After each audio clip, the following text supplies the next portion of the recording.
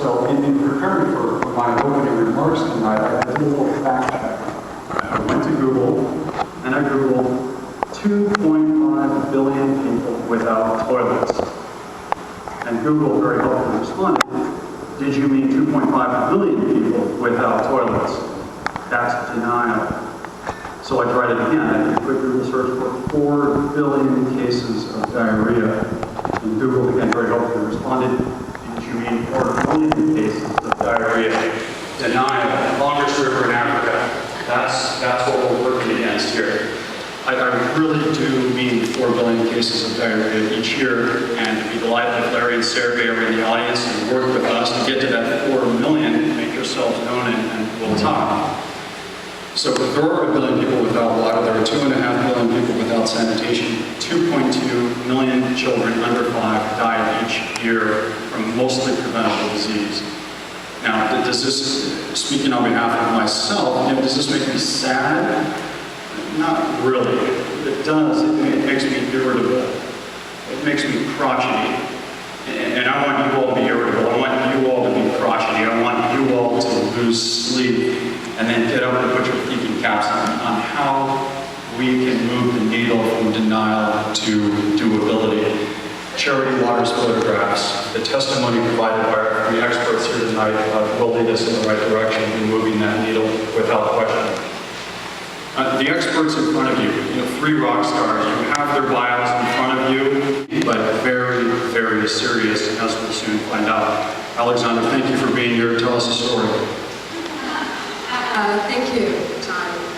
Thank you all for coming tonight. It's really wonderful to see such a large group, braving the rain, as John said, and interested in these issues. And I've also... Hello? Water in the teaspoon that's drinking. It's also the quality of the water in that teaspoon that's drinking. And that should be of great concern to people everywhere. So, we talk a lot about how we're facing a world where water is increasingly scarce. Water's always been scarce. We are drinking the same water today that the dinosaurs drank.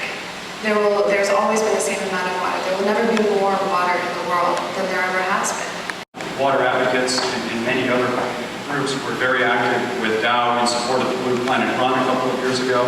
Dow was the main corporate sponsor of the Library Global Water Challenge April 2010 event that you'll hear about.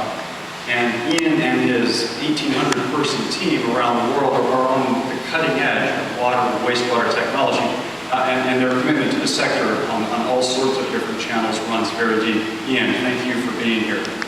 My pleasure. Thank you, John. And Alexander, thank you for framing the issue so well. Good evening, ladies and gentlemen. It's a great pleasure for me to be part of this discussion this evening. It's a heavy subject, but I'd like to focus a little bit on the positive, because there is some positive. There are solutions, and Dow is part of the solution. For more than the 100 years that Dow has been in existence, Dow has been focused on combining science and technology to improve what is essential to human progress. With a self-contained water purification system. Flora Selden now has clean water to drink. Because her children have clean water, they are not sick as much. Because they are not sick as much, they can go to school. One thing touches another. Dow donates the resin. International Aid distributes the filters. 2 million people around the world have clean water. It is a story in a circle. I think I can speak fairly on behalf of the water and sanitation sector. We are delighted that you are using your skills, your team, your assets, your passion to tackle what is essentially the world's largest public health challenge.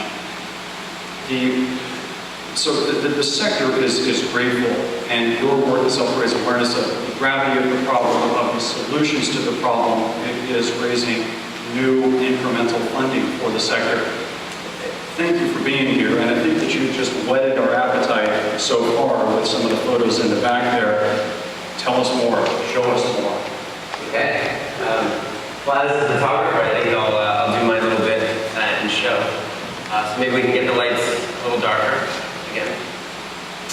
And Charity Water is the organization I started 3 years ago. In 28, went to a place called Liberia, West Africa, and volunteered for 2 years with humanitarian doctors and facial surgeons. And they were serving people who had no access to a doctor. And I remember it's about a sixth of the planet. Million, we understand. I know people that are millionaires and live in multi-million-dollar houses. I think there's a $1 million car I saw driving down Fifth Avenue the other day. But they're nowhere near each other, the million and the billion. And if you think of it in seconds, a million seconds is 12 days. And a billion seconds is 32 years. So we're trying to solve an enormous problem. And you see these jerry cans everywhere. This is how people get water. A couple 100 million people collect their water in these 5-gallon, 40-pound full diesel cans. And I grew up putting fuel in the jerry can, and I would take it out to the riding mower, and my dad would pay me $20 and I'd ride 5 acres. And as you see in some of these photos, this is not associated with fuel, it's associated with water. And the problem is that so much of that water is dirty, is unsafe. We use an incredible amount of water here in the States per person, about 150 gallons per person per day. And that's just taking the water use of America divided by the population. Those billion people don't have 5 gallons of clean water, 20 liters.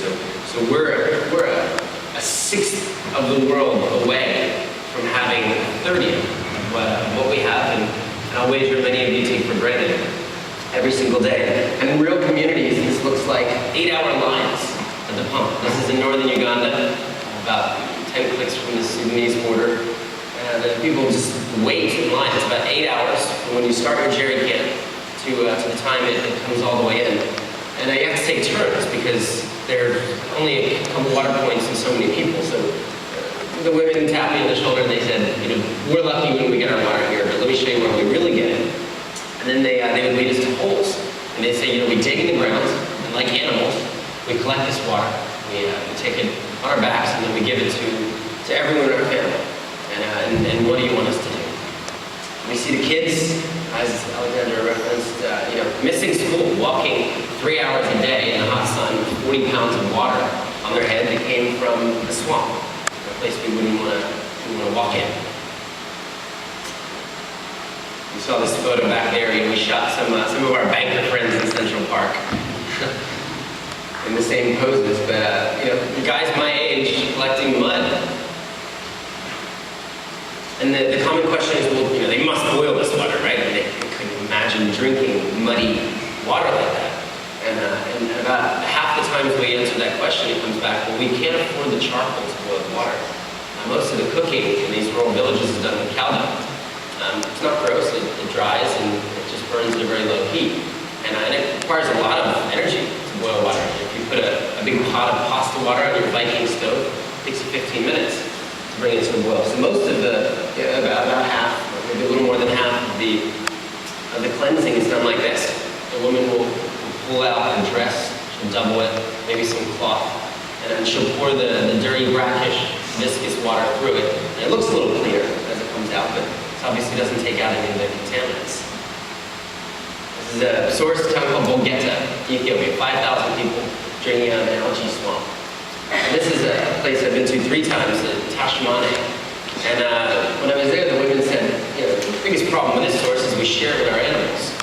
And 2 young children had fallen off the ledge and died. Fell in and drowned. And the community had no choice but to continue drinking, bury the children, and continue drinking the water. This woman is also photographed in the back wall. She told me there was bone and hair in her water often. She got runoff from a nearby town. And she would strain it again using the cloth. But pretty unthinkable for a woman on Park Avenue, as we have depicted back there. This is common. Kids and cows drinking from the same puddles, muddy puddles. Cows are bigger, they normally go first. Kids get what's left. And also, as Alexander mentioned, schools without water.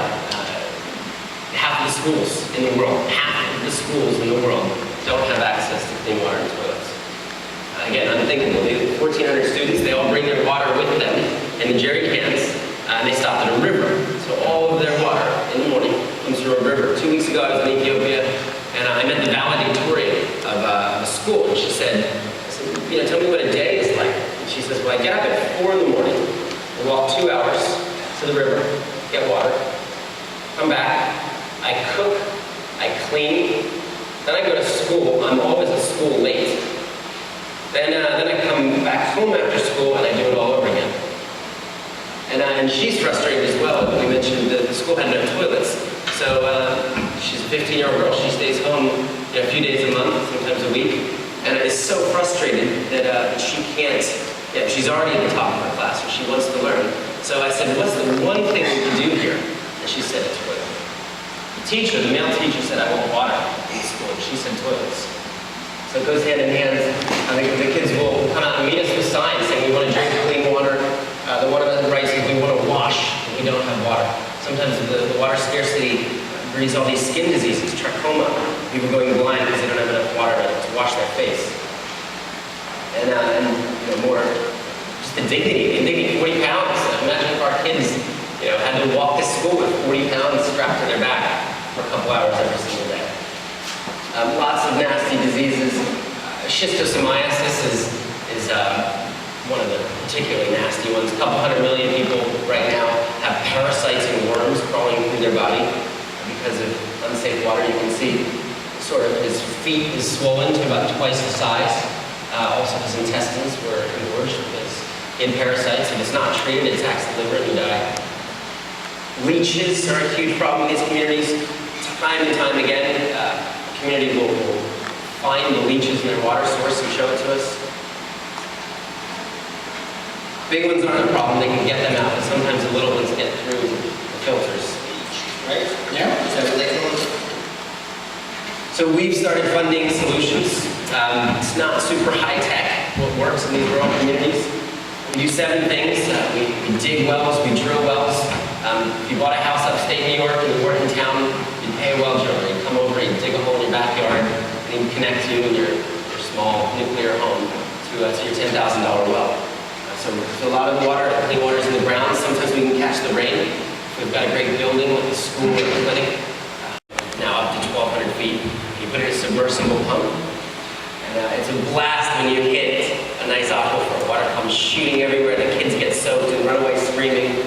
2,000, 3,000 people will come out to see a well being drilled. It's life for the community. It's everything.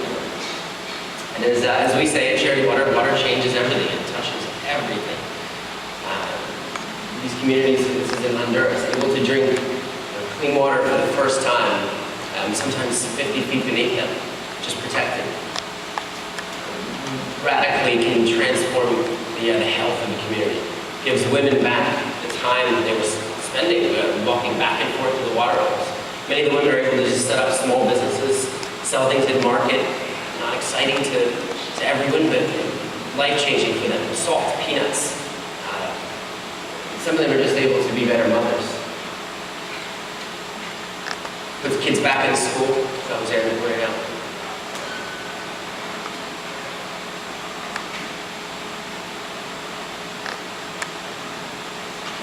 And of course, the sustainability is key, and so much of the sector's attention now has gone to training